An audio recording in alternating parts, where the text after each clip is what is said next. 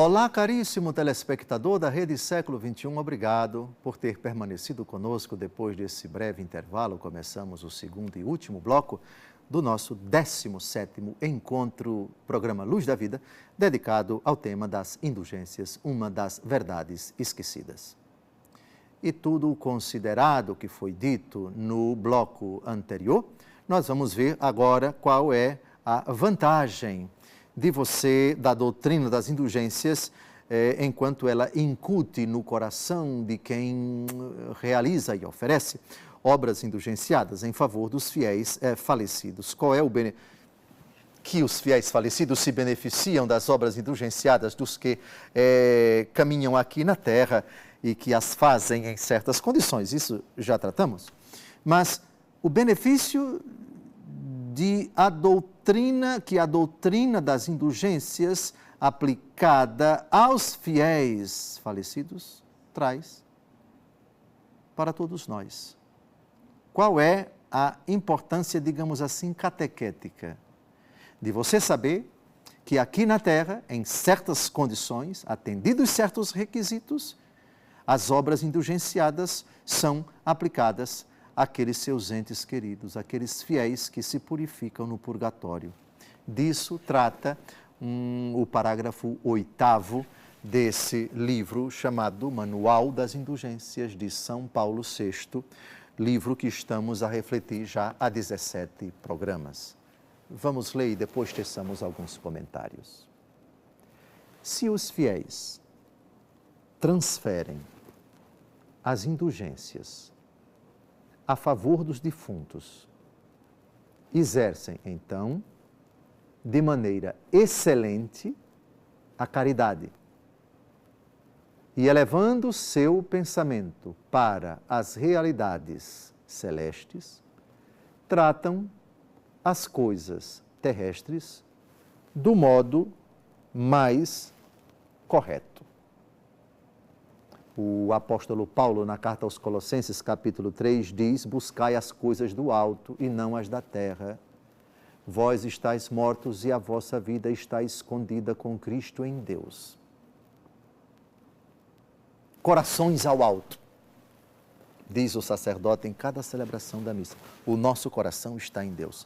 Pois bem, quando um fiel faz uma obra indulgenciada e a aplica, e a igreja aplica essa obra em benefício das almas do purgatório, duas coisas, duas importâncias na vida de quem faz a obra indulgenciada. Primeiro, caridade, ou seja, você não está pensando somente em você. Essa obra que agrada a Deus beneficia não só a você, não só aos que estão aqui na Terra, mas essa obra indulgenciada vai trazer benefício também aos irmãos que estão se purificando na outra vida. Colossenses, capítulo 1, versículo 24. Completo em minha carne aquilo que falta à paixão de Cristo em benefício do seu corpo, que é a igreja. Você se beneficia pelos méritos de Cristo com aquela obra indulgenciada. Eu vivo, já não sou eu que vivo, é Cristo que vive em mim, mas também toda a igreja. No caso, quando esta obra é aplicada em favor dos falecidos, remitindo, cancelando, apagando plenamente ou parcialmente as penas temporais dos pecados que eles cometeram aqui na terra e dos quais foram perdoados e que levaram essas imperfeições para o purgatório, você levanta os olhos para o céu, pensa nas realidades do alto e trata de uma forma diferente as coisas aqui da terra, ou seja, trata as coisas terrestres do modo correto. São Paulo diz: aquele que tem, viva como se não tivesse. Aquele que possui, como se não possuísse. Aquele que tem um esposo, como se não o tivesse. Que tem esposa, como se não o tivesse. Porque a figura desse mundo passa. Agora, nós vamos tratar, Paulo VI quem vai dizer, de uma realidade triste e dolorosa que aconteceu ao longo da história da igreja, pelo menos durante um período, a disciplina das indulgências. Houve abusos, houve coisas escandalosas, houve negócios, houve simonia, houve crimes inadmissíveis na disciplina, na administração, na concessão das indulgências. Aqui eu peço a todos, o texto vai aparecer na tela. A igreja realmente reconhece que houve abuso, houve pecados, e a doutrina das indulgências acabou ficando obscurecida. Ela perdeu, digamos assim, credibilidade. Mas a igreja se penitenciou disso. Por favor, esse é o texto, o parágrafo 9 do Manual das Indulgências. Não é o bispo quem fala, é o bispo quem assegura, é a própria igreja, é um santo que reconhece que, num determinado período da história da igreja, houve absurdos na disciplina da indulgência. Vamos deixar que São Paulo VI fale. É o finalzinho do parágrafo 8, ao texto. O magistério da igreja expôs e defendeu esta doutrina em diversos documentos. Aconteceu às vezes, é verdade, introduzirem-se abusos no uso das indulgências, quer por concessões injustificadas e supérfluas, tivesse sido aviltado o poder das chaves que a igreja possui e enfraquecida a satisfação penitencial, quer como consequência de proveitos ilícitos, fosse desonrado o próprio nome das indulgências.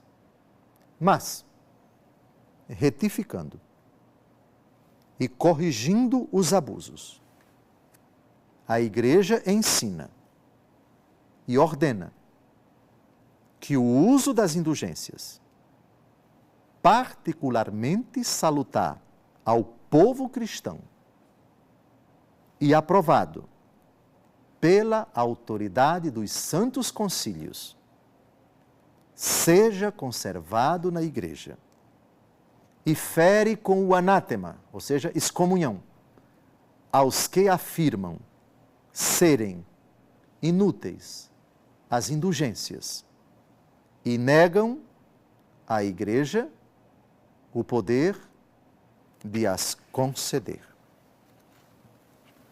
Primeiro, nesse riquíssimo parágrafo, uma constatação. A igreja sempre defendeu a doutrina das indulgências que, se nos primeiros séculos da igreja estava ainda em germe, ela não foi introduzida como uma novidade, mas como um desdobramento, um aperfeiçoamento da capacidade de compreender da igreja, que, aliás, já está prevista nas próprias palavras de Jesus. Tenho muitas coisas a vos dizer que não podeis compreendê-las agora.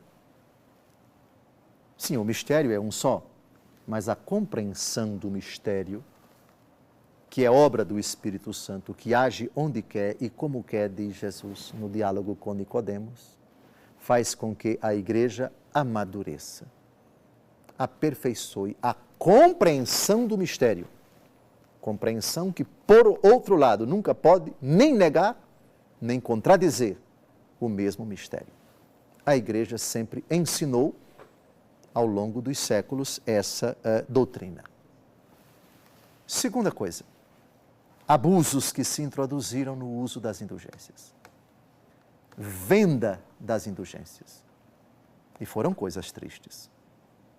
Incutiu-se, em não poucos lugares, que cada vez que caía o centavo na urna da igreja, uma alma se libertava do purgatório.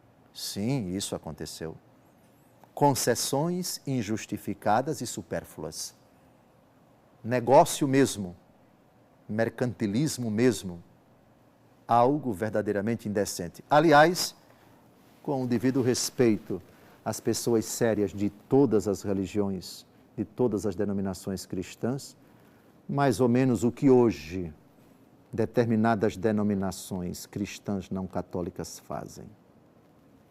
Não vou citar nomes, mas aqui, ali e acolá, comércio. Não todas. A gente muito séria, que teme a Deus, que acredita na palavra de Deus, não sendo católico. Eu não posso, porém, dizer de todos o que a Igreja Católica, alguns membros da Igreja Católica no passado fizeram, muitos cristãos não católicos. Aliás, cristãos não católicos aqui, ali e acolá, infelizmente, fazem de Jesus Cristo uma ocasião de lucro. É triste, mas temos que reconhecer. Isso, porém, nunca pode ser aplicado a todos os membros daquela denominação, e muito menos ao bloco, entendamos assim, dos evangélicos, e nós também somos evangélicos. Há muita gente séria que nunca praticou isso e que condena isso verdadeiramente. E aí, o nome de Cristo é aviltado, o poder das chaves que a igreja possui tem a sua credibilidade comprometida, diz São Paulo VI, e fica enfraquecida a satisfação pessoal.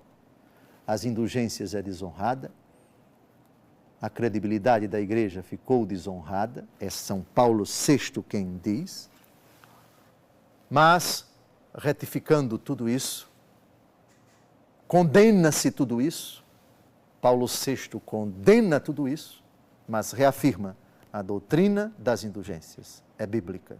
A doutrina das indulgências tem fundamentação na sã teologia. E mais, está excomungado, diz ele, quem nega a doutrina das indulgências, se diz católico, e quem nega que a igreja tem o poder de as conceder. Terminamos mais um programa sobre as indulgências, programa Luz da Vida, pela 17ª vez, possibilitou como instrumento bem modesto nas mãos de Deus, para que nós tenhamos um conhecimento sobre essa realidade, pouco falada em tantos lugares.